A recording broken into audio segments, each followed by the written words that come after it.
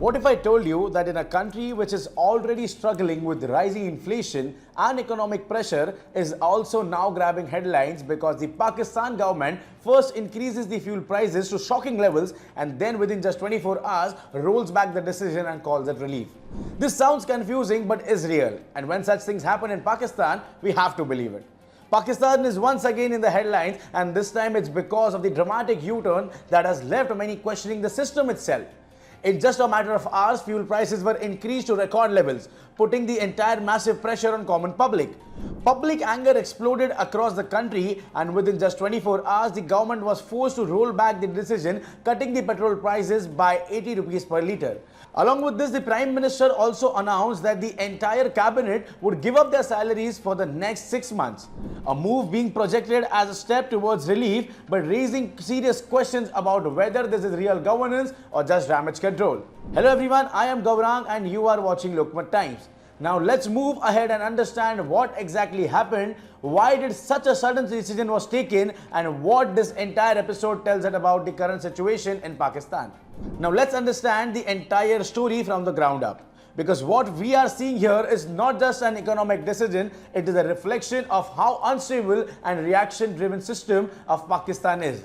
Pakistan recently witnessed an unprecedented hike in fuel prices. Petrol prices were increased by more than 40%, while diesel prices saw a jump of over 50%. For a country already battling high inflation, unemployment and economic instability, this was not just a price hike, it was a direct blow to the common man.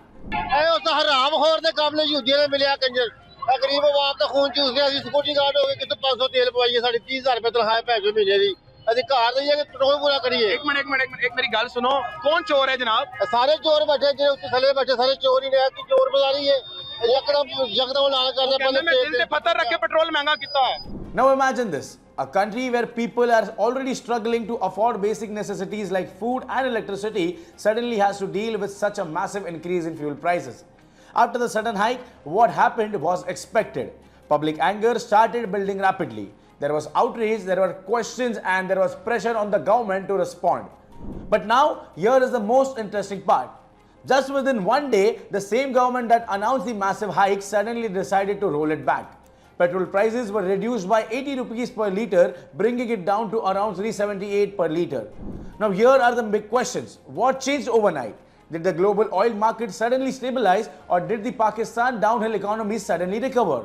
The real answer here is no. The only thing that changed was public pressure. This is where the real concern now begins. Because when such a government takes such a major decision and then reverses it within 24 hours, it does not reflect strong leadership. It reflects confusion, lack of planning, and a system that reacts instead of leading. And then comes the next announcement. The Pakistan Prime Minister Shehbaz Sharif quoted that the entire federal cabinet will give up their salaries for the next 6 months. On the surface, this may look like a bold and a selfless move. But let's take a step back and face reality. Will giving up salaries fix the entire economic crisis? Will it bring down inflation? Will it make fuel affordable for the common man? Or is this just a strategic gesture to control public anger? Because the reality is very clear. When a system is under pressure, it often resorts to optics instead of solutions. Announcements are made, headlines are created, but the core issues remain untouched. Pakistan today is facing one of the most toughest economic phases. Rising inflation, weakening currency, increasing debt, and now the added pressure of global oil price fluctuations due to the geopolitical tensions. In such a situation, what people need is stability, planning, and clear direction. But what they're witnessing instead are sudden decisions, quick reversals, and temporary fixes. And this is where the comparison becomes impossible to ignore. A nation that aims to grow and sustain itself cannot function on impulse. Strong economies are built on long-term vision, policy consistency, and structured execution. Because governance is not about reacting to crises after they explode. It is about preventing them in the first place. In Pakistan's case, what we are seeing is a cycle. A decision is taken, public reacts, pressure builds, and then the decision is rolled back.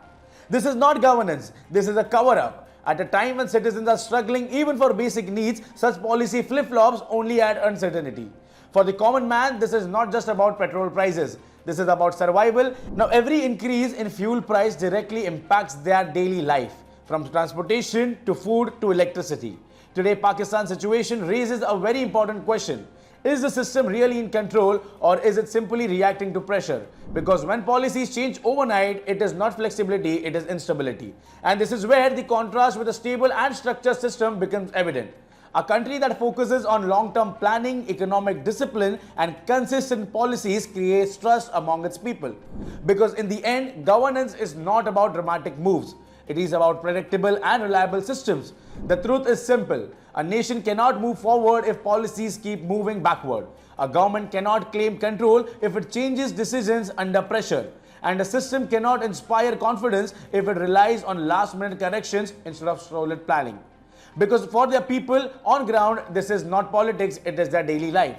This is about whether they can afford fuel, whether they can run their homes, whether they can survive the next month. And if a government cannot ensure stability in something as basic as fuel pricing, then where is the larger question? What exactly is under control? So stay aware, stay informed, and for more such updates and ground realities, deep insights, keep watching Lokmat Times.